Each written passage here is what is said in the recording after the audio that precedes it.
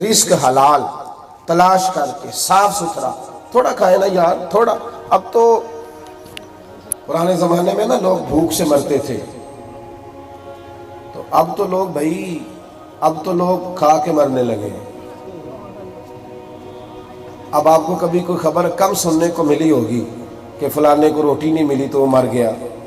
اب تو خبر یہ ملتی ہے کہ میٹھا بڑا کھایا تھا تو شوگر بن گئی، اور مرچ مسالہ بڑا کھایا تھا تو بلڈ پریشر کے مریض ہو گئے، گھی بڑا کھا لیا تھا تو چربی بن گئی دل کے گرد اور ہارٹ کے مسائل پیدا ہو گئے۔ تو وہ جو لوگ تھوڑا کھاتے تھے نا، تھوڑا رزق حلال تھا۔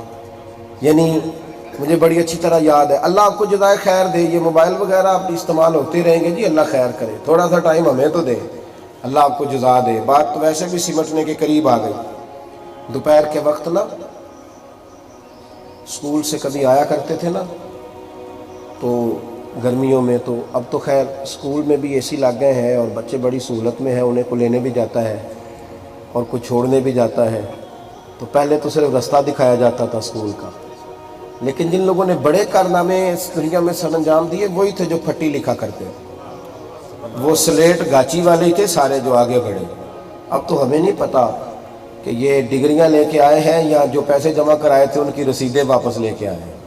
اب تو اللہ ماشاءاللہ کچھ عجیب صورت ہے۔ تو دوپہر کو لوٹا کرتے تھے کبھی کبھی گھر کے اندر، تو پوچھنا پڑتا تھا کہ سالن ہے؟ اب تو فریج میں سالن پڑے ہوتے ہیں نا، تو ہمارے بچے کہتے ہیں یہ والا پسند نہیں، تو یہ نہیں میں نے کھانا، میں نے باہر سے کھانا ہے۔ تو پوچھا کرتے تھے کہ سالن ہے؟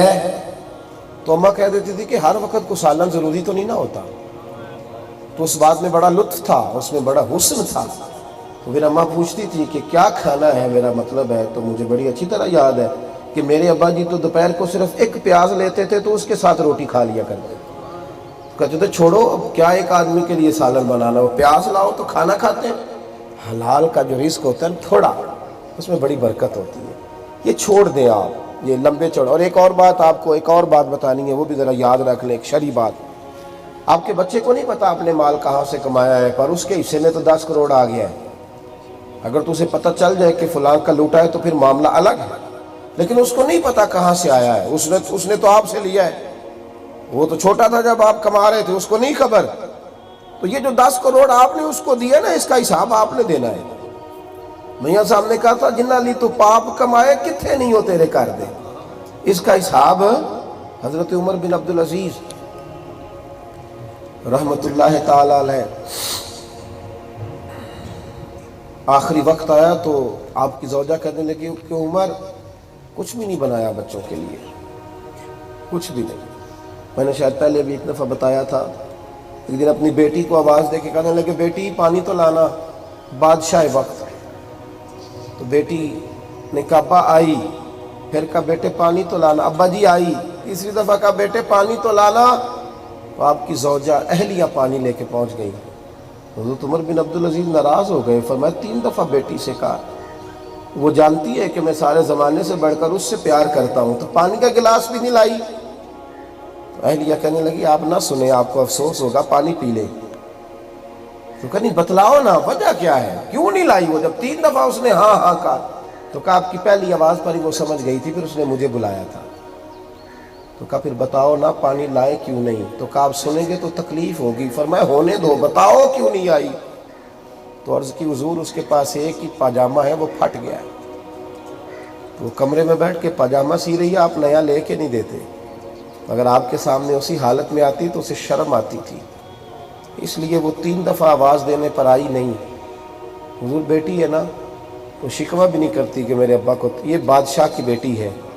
حضرت عمر بن عبدالعزیز کی آنکھوں میں آنسو آئے، بیٹی کے دکھ کی وجہ سے نہیں، آنسو آئے، اور مصلی منگایا تو سجدے میں گر گئے، کہنے لگے عرش کے مالک بس میرے بچوں کو نا ضرورت کی روزی دے، تھوڑا دے، لیکن مہربانی کرنا انہیں قیامت کے دن حساب کے لیے روکنا نا، وہاں یہ لائنوں میں نہ لگے ہوں، وہاں میرے بچے میرے نونہال لائنوں میں نہ کھڑے ہوں، لوگ میری اولاد کا تماشا نہ دیکھیں، لوگ میرے بچوں کا تماشا نہ دیکھیں۔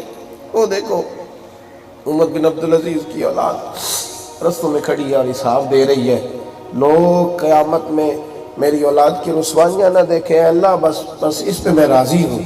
آخری وقت آیا درود شریف پڑھ لیں۔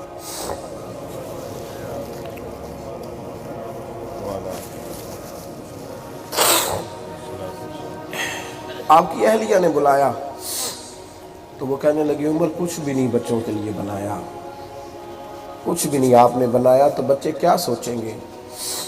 آپ نے بچوں کو بلا لیا اور بلا کر کے فرمانے لگے کہ بیٹا اپنے باپ کو معاف کر دو، آخری عمر ہے، میں سب سے معافیاں مانگ رہا ہوں۔ جناب کیوں، کیا ہوا؟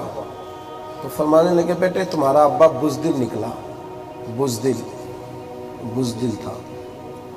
بھاجی آپ بزدل تھے، ہر میدان میں پہلی صف میں ہوتے تھے۔ فرمانے بیٹے میں بزدل نکلا، اگر دلیر ہوتا، جائز ناجائز کی پرواہ نہ کرتا تو بڑا کچھ تمہارے لیے جمع کرتا، پر میں بزدل تھا، میں دوزخ سے ڈر گیا، مجھے خوف آ گیا۔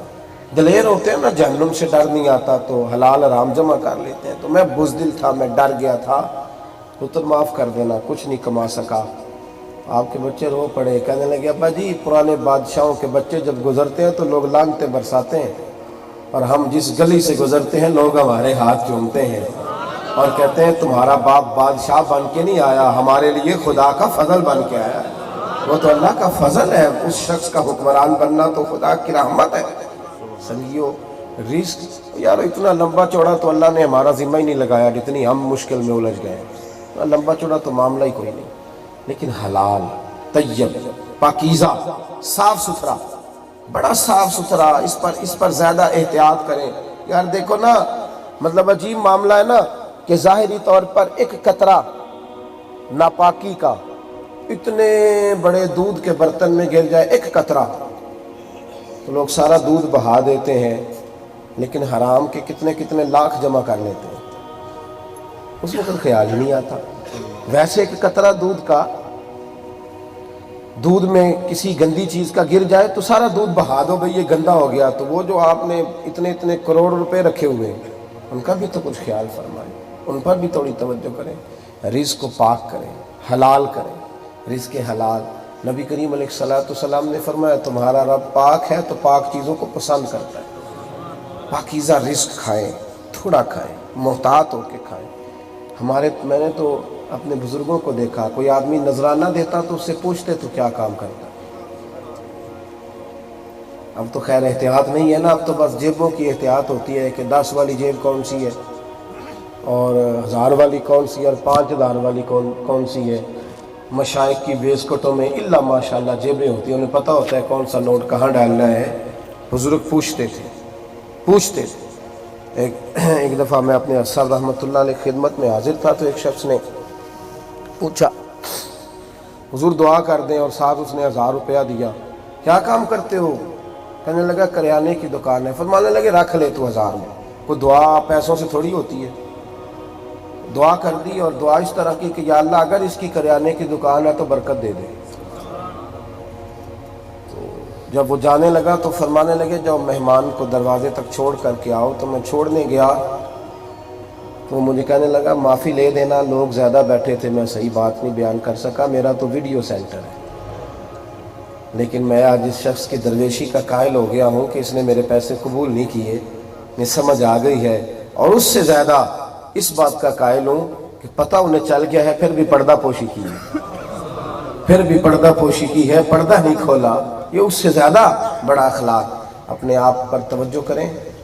دیکھیں اتنی لمبی چوڑی ہماری خواہشات اگر ہوں گی تو پھر حالات بگڑیں گے۔ پہلے بات کہہ چکا، خواہشات محدود کریں اور جو اللہ نے دیا اس میں گزارا کرنا سیکھیں۔ دائیں بائیں دیکھنا بالکل چھوڑ دیں، بالکل۔ آپ دنیا کے سب سے خوش قسمت ترین آدمی ہو گئے، آپ کے پاس جو ہے اس پر اللہ کا خاص شکر ادا کریں اور ترتیب لگائیں، ترتیب مرتب کریں۔ آپ کو اب دیکھیں نا، یہ میرا وہ ملک ہے جس میں ہر ڈاکٹر یہ کہتا ہے کھانا سادہ کھاؤ، کھانا سادہ کھاؤ، کھانا سادہ کھاؤ۔ حد نہیں ہو گئی؟ کھانا، اس کا مطلب ہے کہ کھانا بہت مہنگا کھانے لگی ہے دنیا۔ ہر ڈاکٹر کہتا ہے سادہ غذا کھاؤ، سادہ غذا کھاؤ، سادہ غذا کھاؤ۔ تو ایک لفظ اور ساتھ شامل کر لیں، سادی بھی کھاؤ اور صاف ستھری بھی کھاؤ، پاکیزہ کھائیں، اپنے تھوڑے سے معاملات پہ گزارا کریں، رزق طیب، رزق حلال، اس پر خاص غور کریں۔